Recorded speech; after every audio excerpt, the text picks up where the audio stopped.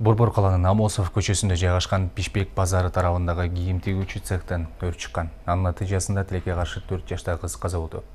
Өрттү өчүрүүгө өзгөчө кырдаалдары министрлигинен штаб жана Бишкек шаардык куткаруу кызматына 5 куткаруучу, жалпы 3 бөлүм тартылып, өрт түшкү саат 13:26 чамасында чектөө алынган.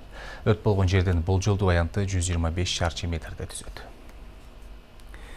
Бүгүн коронавирус жуктурган 91 адам катталды. Коронавируска каршы республикалык ыкчам штабтын маалыматына караганда, оору жуктуруп алгандардын басымдуу бөлүгү Борбор калаада.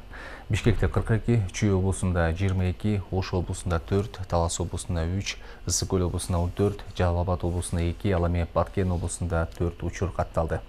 Нарын облусунда жана Ош шаарында вирус жуктургандар катталган жок. Ушуну менен былтыр марттан бери Кыргызстанда коронавирус жуктуруп алгандардын жалпы саны 181.590 адамга жетти.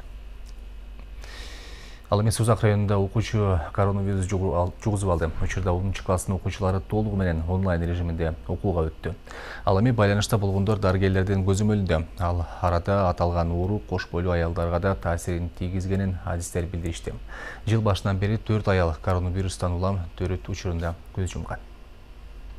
Сузак районунун Багыш айылында Жомарт Бөкөнбаев атындагы окуу тарбиялык комплексинин окуучусу коронавирус жугузуп алган. Учурда мектеп жамааты 10 класстын окуучуларын онлайн окууга өткөргөн. Ал эми илдет жуктуруп алган окуучу 26 октябрдан бери мектепке келген эмес. Окуучу келбей калган, класс жетекчиси үй-бүлөсү менен байланышканда окуучу митек куртка анализ тапшырып жүрөт деген энесине айткан.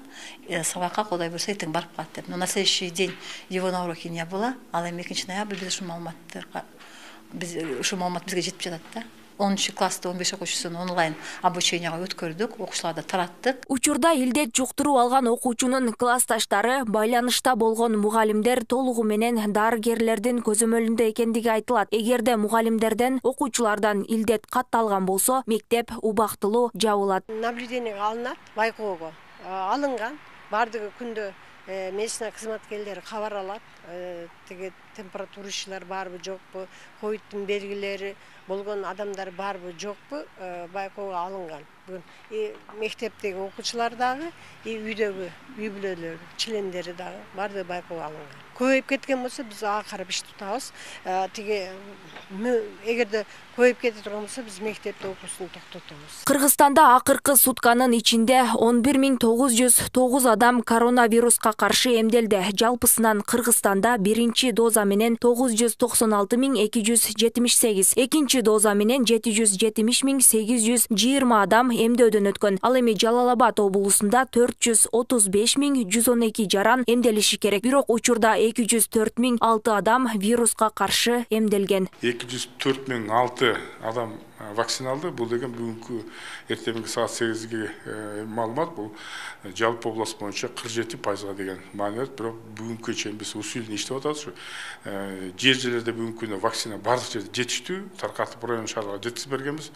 Вакцина жөнүндө маселе болушу керек. Эми ошону уюштуруу, түшүнүштөр боюнча биз кечээ штабта да карадык, ошого тапшырма берилди. Коронавирус кош бойлуу аялдарга да таасирин тийгизди. Жалал Абад облусу боюнча 9 айда төрөттөн улам 7 эненин өлүмү катталды. Анын ичинен 4-өө коронавирус илдетинен улам дүйнө салган. Энелердин өлүмүн азайтуу боюнча, ошо балдардын өлүмүн азайтуу боюнча, ошо жерлерде иштеп кемчиликтерди багы жеткизип, ошону оңдоо боюнча жылдын аягы менен ушул кемчиликтерди жоюу боюнча биз тапшырмалар бердик. Ага чейин булар өздөрүнүн багы биздин саламат сактоо тармагындалар. Ошол каза болгондор боюнча жер-жеринде өздөрү иш-чара ошол комиссиялар өткүзүп, ошол медиа боюнча, дарыгерлер боюнча өздөрү ал колдонушкан багы аларга чара колдонулган.